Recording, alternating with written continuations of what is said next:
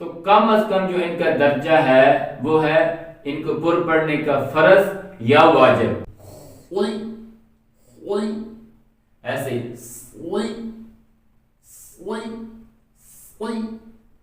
السلام علیکم ورحمۃ اللہ وبرکاتہ. میں امید کرتا ہوں کہ آپ سب خیریت سے ہوں گے، اور میری دعا ہے کہ اللہ پاک ہم سب کو دنیا اور آخرت کی کامیابیاں عطا فرمائے. میری گزارش ہے کہ جب بھی ہماری ویڈیو آپ کے پاس پہنچے آپ اس کو ضرور شیئر کیا کریں، تاکہ آپ کو بھی اور ہم کو اس سے زیادہ ثواب ملتا رہے. تو آج ہم یہ سیکھیں گے کہ جب ہم قرآن پڑھتے ہیں ان کے اندر کچھ حروف ایسے ہوتے ہیں کہ جن کو ہم پر کر کے پڑھتے ہیں، یعنی ان کی آواز کو ہم منہ بھر کے پڑھیں گے تاکہ ان کی آواز ایک بھاری سی نکلے، موٹی سی آواز نکلے. تو سب سے پہلے ہم یہ سیکھیں گے کہ وہ حروف کتنے اور کون سے ہیں، پھر ہم ان کا حکم، پھر ہم ان کے اوپر مشق کریں گے.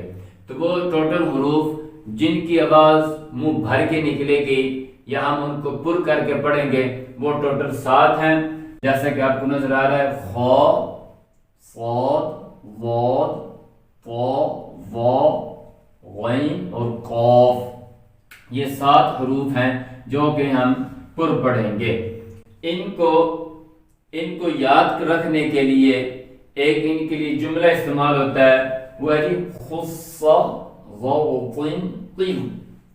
خص غوطن طب. اب ان جو 7 حروف ہیں ان کو حروف مستعلیہ، پر حروف اور موٹے حروف، یہ ان کو اس طرح نام بھی دیا جاتا ہے، یعنی پر کر کے، موٹے کر کے اور مستعلیہ، اور ان کو ہیوی لیٹرز بھی کہتے ہیں. تو جہاں تک تعلق ہے ان کے حکم کا کہ اب آیا بھائی ان کا حکم کیا ہے، اگر کوئی آدمی ان کو پڑھتے ہوئے ان کو پر نہیں پڑھتا، موٹا نہیں کرتا، منہ بھر کے نہیں پڑھتا، تو کیا حکم ہوگا؟ تو کم از کم جو ان کا درجہ ہے وہ ہے ان کو پر پڑھنے کا فرض یا واجب. کم از کم واجب کا درجہ ہے ان کا.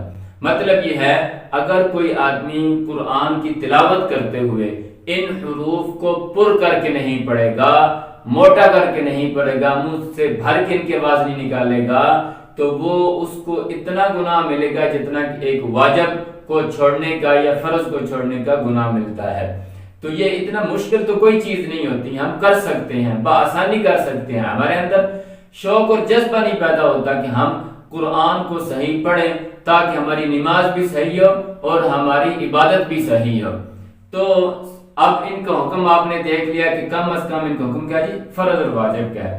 ایک تو اس لیے کہ پر پڑھنا ان کی پہچان ہے، اور دوسرا اس لیے بھی کہ اگر ان کو پر نہیں پڑھیں گے، ان کے اندر کچھ حروف ایسے ہیں اگر ان کو پر نہیں پڑھیں گے تو ان کا پتہ ہی نہیں چلے گا کہ ہم نے کون سا حرف پڑھ لیا. مثال کے طور پر آپ لے لیں جیسا کہ پو. اب اگر اس کو پر نہیں پڑھتے، فو کو تا پڑھتے ہیں، تو یہ وہ دوسرا باریک جو 2 نقطوں والا تا ہوتا ہے، یعنی یہ والا تا، تو یہ تا بن جائے گا. تو آپ دیکھیں ہم نے پڑھنا فو تھا اور پڑھ ہم نے تا دیا، تو یہ اتنا ضروری ہے. اس طرح آپ قوف کو لے لیں، اگر ہم اس کو پر نہیں پڑھتے، باریک پڑھ جاتے ہیں، تو یہ کون سا کاف بن جائے گا؟ یہ والا کاف بن جائے گا. اور اس کی مزید ویڈیو جو ہے اگر آپ دیکھنا چاہیں تو وہ قوف کو جو مخرج ہے اس کے اندر آپ جا کر دیکھ سکتے ہیں کہ ان کے اندر بنیادی جو فرق ہے وہ کس طرح کرنا ضروری ہے. تو یہ ہوا جی ان کا حکم. اب ہم ان کے اوپر تھوڑی سی مشق کرتے ہیں. پہلے ہم بطور ان کو ہجا سیکھ لیتے ہیں کہ ان کو حروف ہجا کے اندر کیسے پڑھیں گے. جیسا پہلے آتا ہے خو، ذرا دیکھیں کہ منہ بھر کی آواز ایسے نکلے، خو. ایسے آگے صاد، صاد، ضاد، طا، ظا، غین، غین، قاف، قاف. اب ہم ان کو آگے سیکھتے ہیں کہ جب ان کے اوپر زبر زیر یا پیش آئے تو یہ بہت ضروری ہے. آپ ذرا اس کو دیکھیں، جیسا کہ میں نے ان کے اوپر ابھی زبر ڈال دی سب کے اوپر، یہ دیکھیں. اب یہ تو آسان ہے، خو، صو، ظو، طو، وہ وہ کو. لیکن جو مشکل تھوڑا سا ہے یا جس کے اندر اکثریت غلط اس کو پڑھ جاتے ہیں، اکثریت اس میں غلطی کرتی ہے، وہ ہے زیر. کیونکہ جب زیر آ جاتی ہے تو اس وقت سب بھی ان کو باریک پڑھتے ہیں. اب میں زیر ڈالتا ہوں جی، ادھر جی دیکھیں، یہ سب کے نیچے زیر آ گئی، یہ دیکھیں. اب ہم اس کو کیسے پڑھیں گے؟ تو یہ زیر جیسا کہ خوئی خوئی کیسے پڑھیں گے جی؟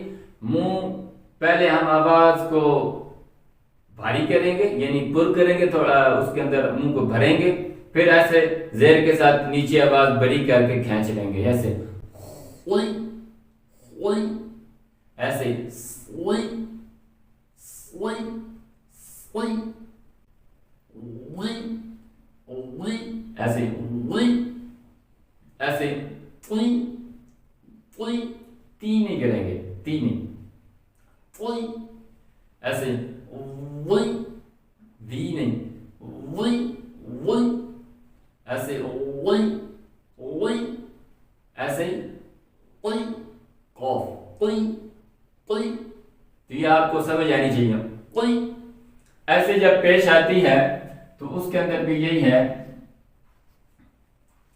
کہ ہم پہلے آواز کو منہ بھریں گے، پھر پیش کے ساتھ آواز کو بری کر دیں گے، جیسے کہ خو